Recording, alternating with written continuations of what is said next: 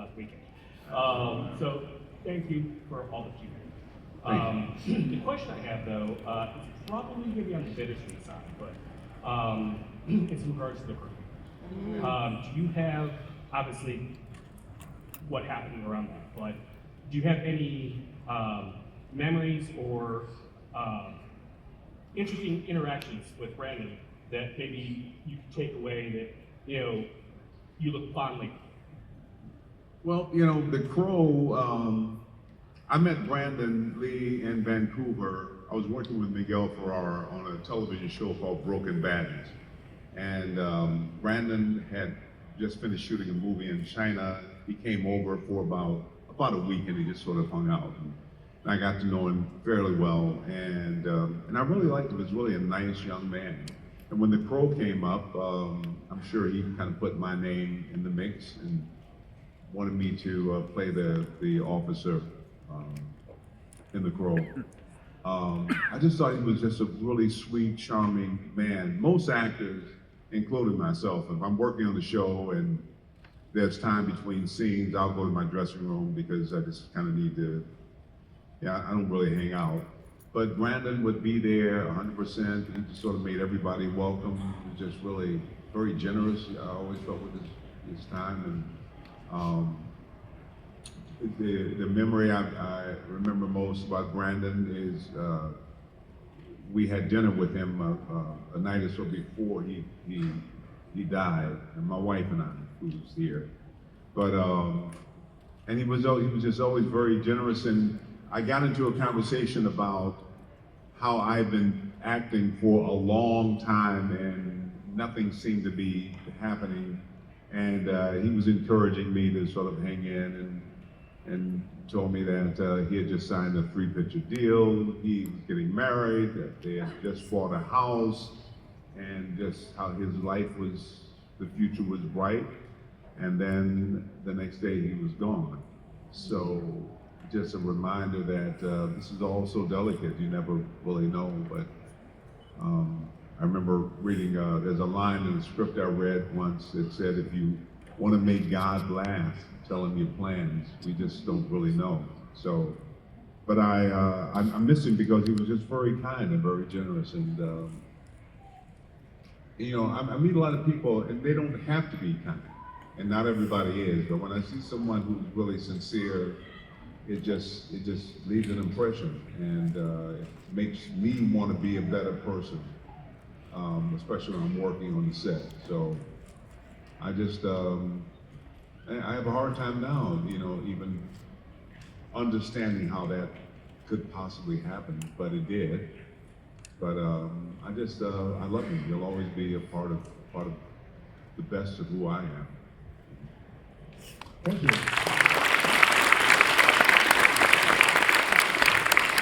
Hey, with that, thank you, Randy.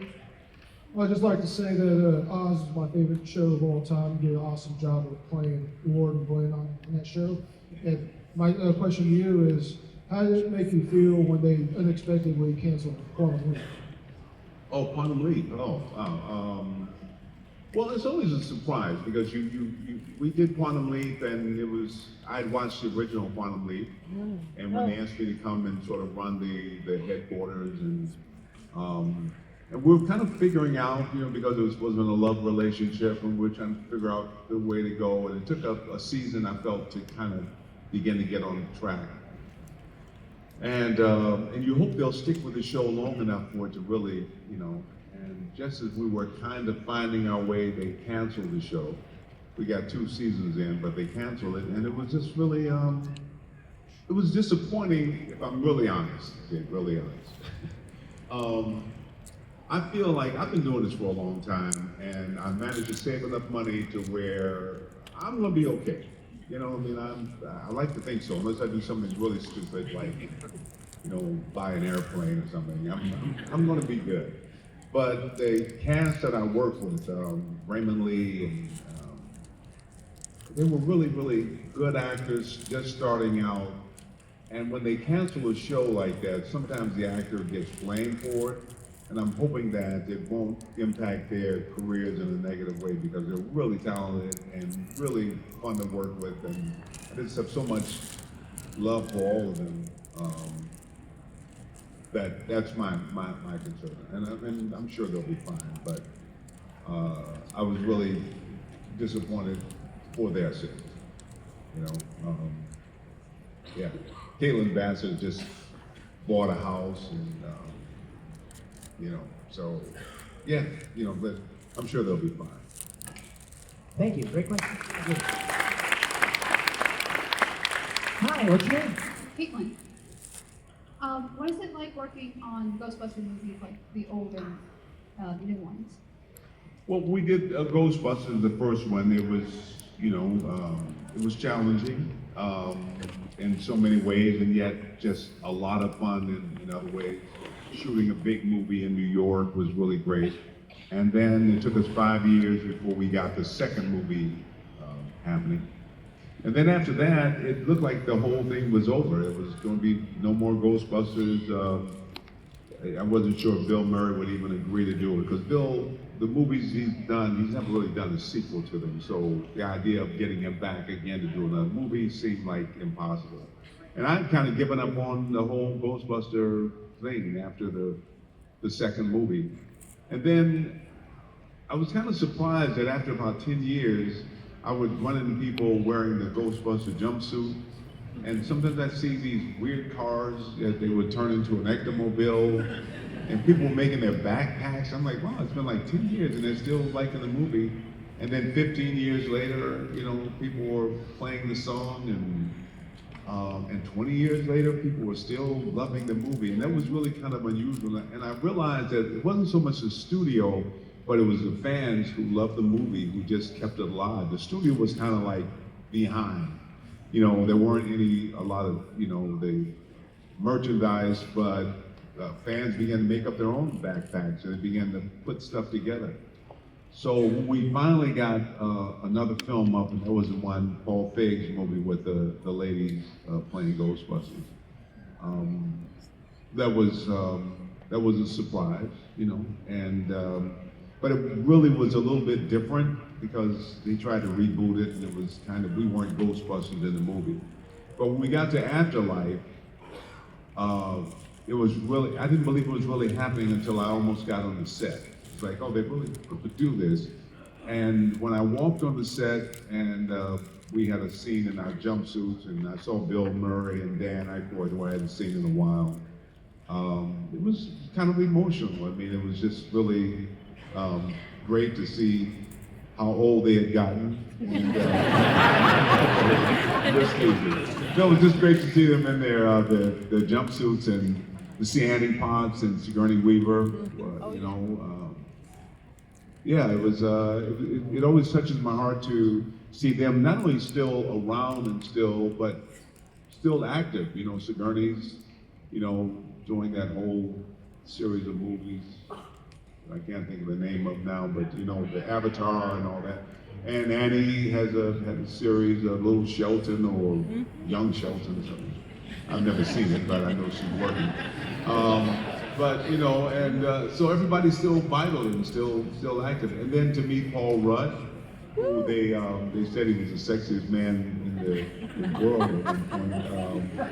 Maybe he still is, I don't know. But yeah, I really am Kenna Grace, and it's just it's such a great group of people. I just love, you know, I love them.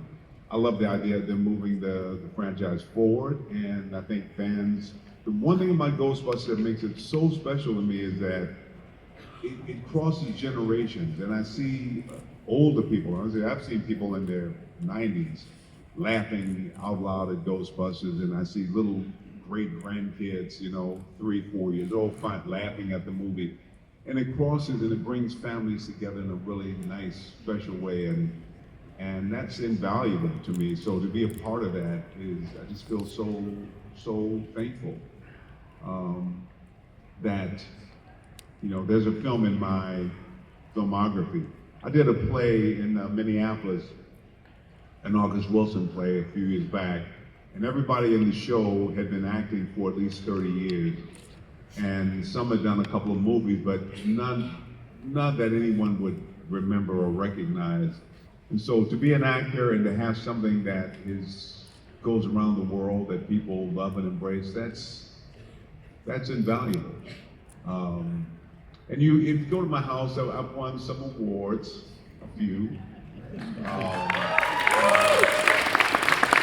Yeah, no, you can applaud when I actually win some serious awards, but there's been a few over the years, but my shelves aren't loaded with Academy Awards or Emmys or whatever, but the only reason I know that I've had some impact is because people love the movies, because of Ghostbusters, and so it gives my life meaning, and it makes it, I'm just so blessed to have, to be a part of this and a part of people's lives. And people tell me stories of when they first saw the movie and got pregnant.